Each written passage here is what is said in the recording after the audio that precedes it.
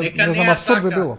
Нека не ја сакаат нивно право, ама тоа не значи дека бугарскиот народ е глупав и ќе трпи некој да му вика дека Гоце Делчев не знаел што сака или дека се запишал бугарин затоа што требало да биде кандидат за бугарски пасош или не знам зашто. Добро, еве јас да кажам дека не сме ненормални. Јас да кажам дека еве 30 години помина од независноста на Македонија, ништо не е променето.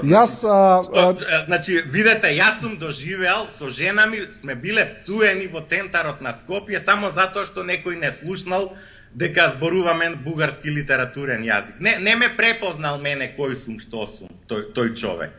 И тоа не е една ситуација и колку други бугари и од Република Северна Македонија и од Бугарија го имаат доживеано тоа. Па што сме ние? Значи, што треба боксерски вреќи да ви бидеме? Но видите, видите, во приказнава бугарите се агресор кон македонската нација. Тие 70 години имаат став дека македонците не постојат. Не може не знам како Тито и Лазар Колишевски се агресори, тоест Лазар Колишевски не толку, затоа што Лазар Колишевски убаво рече Гоце Делчев е еден обичен. Ама како може да е Тито агресор